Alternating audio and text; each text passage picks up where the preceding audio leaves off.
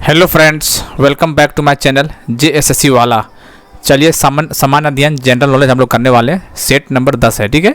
जैसा कि आपको पता ही होगा कि झारखंड सचिवालय एग्जाम में 30 प्रश्न आएंगे जनरल नॉलेज का, तो हम लोग उसी का सेट 3 करने वाले, 10वां करने वाले हैं। इसमें आपका 90 नंबर का होने वाला है, ठीक है। चलिए तो हम लोग करते हैं क्लास को स्टार्ट बिना किसी देरी किए हुए। चैनल को सब्सक्राइब कर लीजिएगा नहीं किए होंगे तो। चलिए, नेपाल का मुद्रा बताइए क्या है। नेपाल का राजधानी काठमांडू है। बताइए, नेपाल का वही है, इंडिया का जो रुपया है ये नेपाल का भी रुपया है, ठीक है। इसका राजधानी काठमांडू है, ठीक है दोस्तों। भारत से म्यांमार कब अलग हुआ था, इंपॉर्टेंट क्वेश्चन है।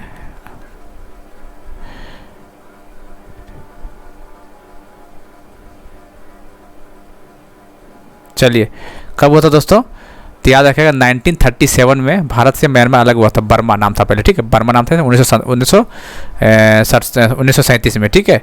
और म्यांमार का राजधानी क्या दोस्तों, नेफितो। नेफितो इसका राजधानी है। नेफितो इसका राजधानी है, किसका, म्यांमार का। और इसका जो मुद्रा है, जो मुद्रा क्यात, क्या है, क्यात इसका करेंसी म्यांमार का। और इसका राजधानी, और इसका जो भाषा है बर्मी। कौन सा भाषा है इसका, बर्मी इसका ऑफिशियल भाषा वहाँ का, ठीक है। किस देश के राज्य में वर्ष 2023 में खेलो इंडिया यूथ गेम्स का आयोजन किया गया था। खेलो इंडिया यूथ गेम आयोजन कहाँ किया गया बताइए। खेलो इंडिया यूथ गेम का आयोजन कहाँ किया गया बताइए। तो इस बार कहाँ 2023 में, मध्य प्रदेश में। खेलो India youth game Madhya Pradesh में कराया गया है। किस बॉलीवुड अभिनेत्री को वन्य जीव संरक्षण से उत्कृष्ट कार्यों के लिए PETA person of the year award, important question है पेटा वाला, किसे दिया गया। आलिया भट्ट, दिशा पटानी, माधुरी दीक्षित, कंगना रनौत। पेटा से रिलेटेड पता है किसको मिला है। People of the ethical treatment of animals, PETA का फुल फॉर्म होता है। फुल फॉर्म आ जाता है एग्जाम में कभी कभी, ठीक है। People for the ethical treatment of animal. People for the ethical लिख दे क्या, लीजिए। People for the ethical treatment of animal, ठीक है। ये हो उसका फुल फॉर्म है। तो किसका इसका आंसर देखो, आलिया भट्ट। इसका आंसर ये हो जाएगा। विश्व में सर्वाधिक बोली जाने वाली भाषा हिंदी में का स्थान क्या है। हिंदी भाषा विश्व के बात किया, ध्यान देना, ठीक है।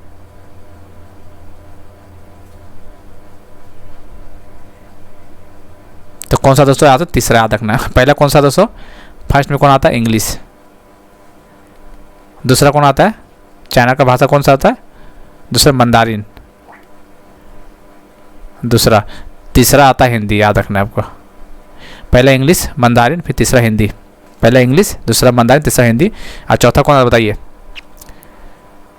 English, Mandarin, Hindi, Spanish. चौथा कौन है, पहला इंग्लिश आएगा, फिर मंदारिन आएगा, तीसरा में हिंदी आता है, और चौथा जो है स्पेनिश आएगा, ठीक है। चौथा भाषा स्पेनिश, याद रखना है। विश्व में सबसे ज़्यादा बोली जाने वाली चौथा भाषा स्पेनिश, क्या बोले, विश्व में सबसे ज़्यादा बोली जाने वाला भाषा चौथा स्पेनिश। पहला इंग्लिश, दूसरा मंदारिन, तीसरा हिंदी, चौथा स्पेनिश। विश्व को पहली चालक रहित ट्रेन की शुरुआत किस देशों में किया गया है।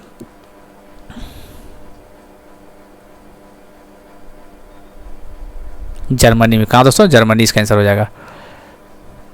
गुप्त काल में किस धातु को सर्वाधिक सिक्के जारी किए गए थे। सोना, चांदी, तांबा, लोहा। गुप्त काल का पूछा हुआ है।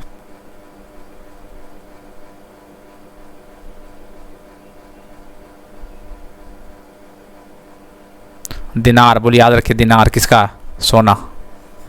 सोना दिनार कहा जाता था इसको, ठीक है। इसका आंसर सोना हो जाएगा। गुप्त काल में सोना ज़्यादा का सिक्का जारी ज़्यादा किया गया था। अमुक्त माल्यद का लेखक किस, अमुक्त माल्यद का लेखन किसने किया है। विजयनगर का एम्पायर बताइए, कृष्णदेवराय ने किया है। किसने किया है, कृष्णदेवराय ने किया है। कौन सा भाषा में लिखा गया इसे बताना है आपको।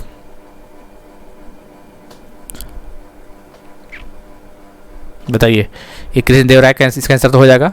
विजयनगर एम्पायर का राजा है कृष्णदेवराय। कौन सा भाषा दोस्तों, तेलुगु, याद, तेलुगु, सॉरी कैसे लिखा है, तेलुगु।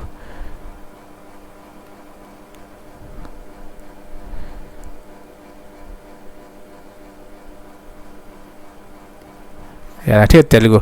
अमुक्त माल्यद कृष्ण विजयनगर एम्पायर के कृष्णदेवराय लिखे हैं कौन सा भाषा में? तेलुगु भाषा में। कौन सा भाषा में? तेलुगु भाषा में। तो 8 का ए हो जाएगा। सत्यशोधक समाज की स्थापना किसके द्वारा की गई थी? बताइए 9वां का। सत्यशोधक समाज की स्थापना किसके द्वारा किया गया था? आपको डेट भी याद रखना है, कब किया गया था दोस्तों? 1873 में। कब? 1873 में किया गया था। 1873 में किया गया था, बताइए।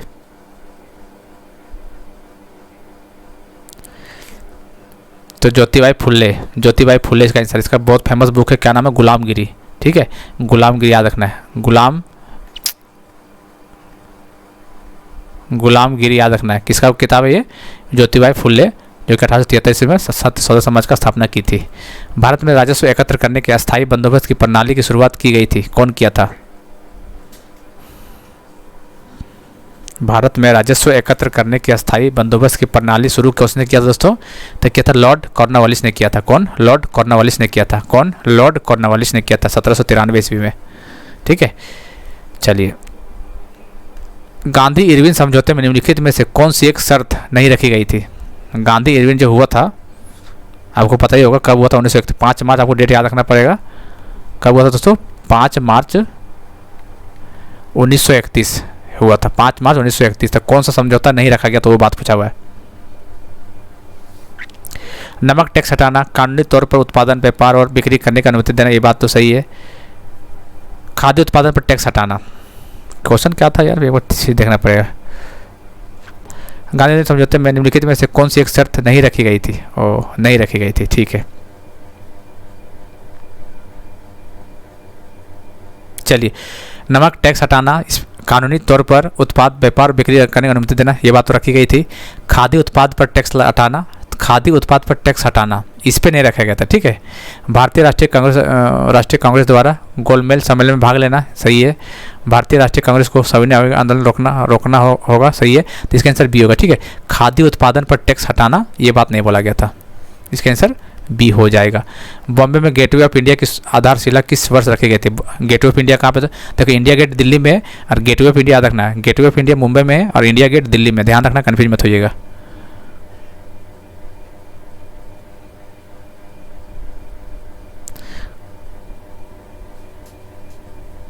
बताइए कौन सा रीजन?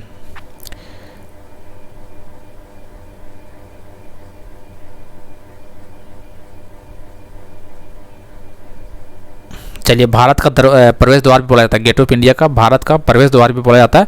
1913 ईस्वी याद रखना, ठीक है।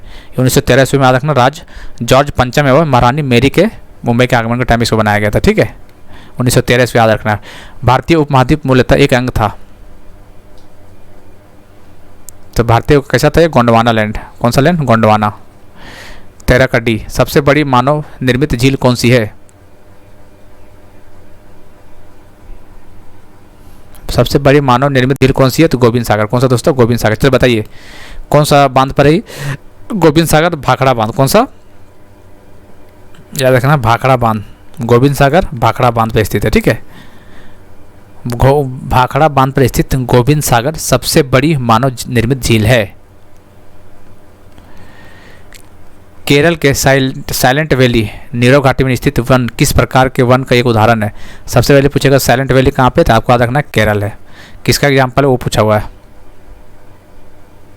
तो एग्जाम्पल उष्ण कटिबंधीय वर्षा वन का एग्जाम्पल है, याद रखना आपको। इसका आंसर सी हो जाएगा। रबी फसल के मौसम के दौरान निम्नलिखित में से कौन सा फसल उगाई जाती है? रबी का एग्जाम्पल बताना कौन कौन सा है। ठीक है, तो गेहूँ, सरसों, चना की खेती, यही सब है रबी का।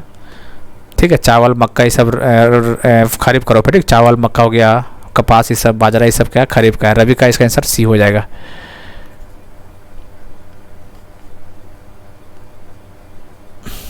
मुंबई हाई किससे संबंधित है? मुंबई हाई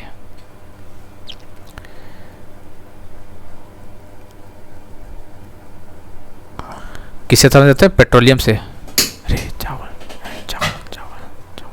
पेट्रोलियम से। किससे संबंधित? पेट्रोलियम। बायोलॉजिकल हॉटस्पॉट की मुख्य विशेषता निम्नलिखित बताना है। बायोलॉजिकल हॉटस्पॉट का विशेष बताना, इसका क्या है? बायोलॉजिकल हॉटस्पॉट तो क्या इसका विशेष हॉटस्पॉट बताइए, क्या इसका विशेषता? यही है कि दोस्तों कुछ प्रजातियों की फिलहाल विलुप्ति की स्थिति है, ये हो जाएगा। मुख्य विशेषता यही है, इसका आंसर सी हो जाएगा। राजकोषीय नीति का संबंध किससे है? राजकोषीय नीति का संबंध किस पे है? बताइए। राजकोषीय नीति का संबंध अर्थव्यवस्था में मुद्रा पूर्ति से है, बैंकिंग व्यवस्था के विनियमन से है, आर्थिक विकास के लिए नियोजन से है, या सरकार का आय तथा व्यय से है? तो राजकोषीय वित्त जो है सरकार की आय तथा व्यय से। इसका आंसर 19 का डी हो जाएगा। भारत का राष्ट्रीय आय का अनुमान सर्वप्रथम किसने तैयार किया था? इंपॉर्टेंट क्वेश्चन है, ये आ सकता है एग्जाम में। हिंट देते हैं, 1868 में, 1868। बताइए।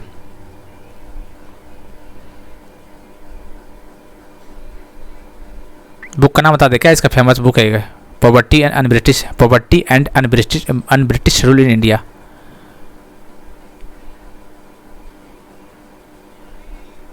चलिए, तो किस दादा भाई नौरोजी याद रखना, ठीक है। 1868 में इसका एक फेमस बुक है poverty and un-British rule in India, दादा भाई नौरोजी। ग्रीन अकाउंटिंग का अर्थ है डैश के आकलन को ध्यान में रखते हुए देश की राष्ट्रीय आय का मापना। Green accounting.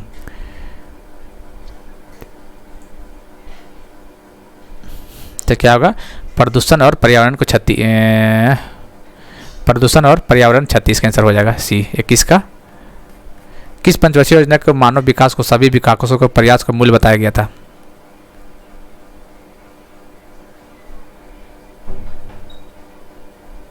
किस पंचवर्षीय योजना के मानव विकास को सभी विकासों के प्रयास का मूल्य बताया गया था? बताइए। तो 8वीं पंचवर्षीय योजना। 8वीं पंचवर्षीय योजना कब से कब था दोस्तों? 1992 से लेके 1997, याद रखना है, ठीक है। पंचवर्षीय योजना से सवाल आपका दो सवाल पक्का मान के चलिए आप लोग, एग्जाम में पक्का रहेगा। भारतीय संविधान की प्रस्तावना में निम्नलिखित में से किस अभिव्यक्ति को प्रयोग नहीं किया गया है? सर्व सत्ताधारी लोकतांत्रिक गणराज्य किया गया है, समाजवादी को किया गया, धर्मनिरपेक्ष को किया गया, संघीय को नहीं किया गया। इसका आंसर हो जाएगा 23 का डी हो जाएगा। 23 का डी हो जाएगा। निम्नलिखित में से कौन सा अधिकार सभी अभी भारतीय संविधान द्वारा एक मौलिक अधिकार के रूप में नहीं दिया गया है? तो बताइए, 6 है टोटल, तो बताइए कौन सा नहीं है? समता का अधिकार तो है, स्वतंत्रता का अधिकार भी है, संपत्ति का अधिकार था पहले, अब हटा दिया गया। अब कौन सा आर्टिकल? 300A आर्टिकल, पार्ट 3 में था पहले, याद रखना है। ये पार्ट 3 में था, अब किस में कर दिया हटा के? पार्ट 12 में कर दिया, ये भी याद रखना है। भाग 12 में कर दिया गया आर्टिकल 300A, ठीक है। कौन सा? शेड्यूल 44 कॉन्स्टिट्यूशन अमेंडमेंट एक्ट के तहत। तो ये सब चीज़ याद रखना, सब चीज़ आ जाएगा एग्जाम में। प्रत्येक 6 महीने में संसद की स्वीकृति लेकर राष्ट्रपति शासन अधिकतम कितने समय के लिए बढ़ाया जा सकता है? प्रत्येक 6 महीने में संसद की स्वीकृति लेकर राष्ट्रपति शासन अधिकतम कितने समय के लिए बढ़ाया जा सकता है दोस्तों? राष्ट्रपति शासन आर्टिकल किस में लगता है दोस्तों? 3 इमरजेंसी होता है, 352। इसका आंसर तो 3 साल हो जाएगा, ठीक है, ठीक है। 352, 356, 360। ये देखिए, ये नेशनल इमरजेंसी लगता है 352 में। ये स्टेट इमरजेंसी लगता है जिसमें राष्ट्रपति शासन लगता है, इसमें 356 में। 360 में क्या होता है दोस्तों? 360 में वित्तीय आपातकाल होता है, ठीक है। राष्ट्रीय आपातकाल 352 में, राज्य में राष्ट्रपति शासन 356 में, और वित्तीय आपातकाल 360 में।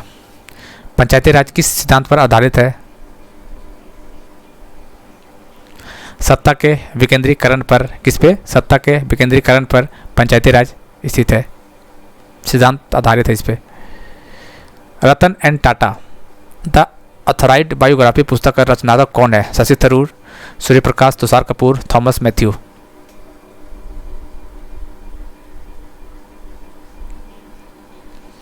रतन and Tata the authorised biography पुस्तक का रचनात्मक कौन है दोस्तों? तो थॉमस मैथ्यू। कौन है दोस्तों? Thomas Matthew is the right answer. 27 का डी हो जाएगा। ऑस्ट्रेलियाई बिग बैश लीग में खेलने वाले प्रथम भारतीय पुरुष क्रिकेटर नाम बताइए। रजत भाटिया, प्रवीण तांबे, उन्मुख चंद, अजित चंदीला।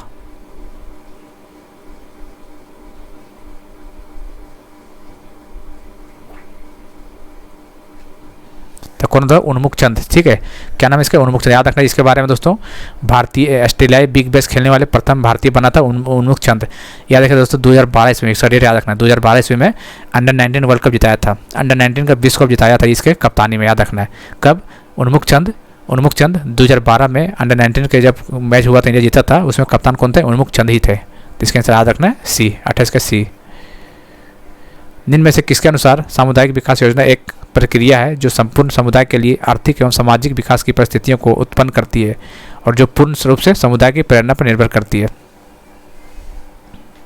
योजना आयोग, संयुक्त राष्ट्र संघ, नीति आयोग, इनमें से कोई नहीं।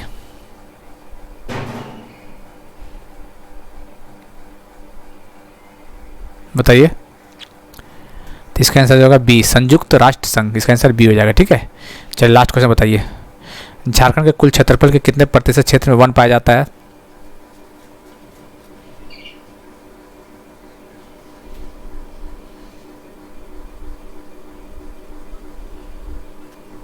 बताइए।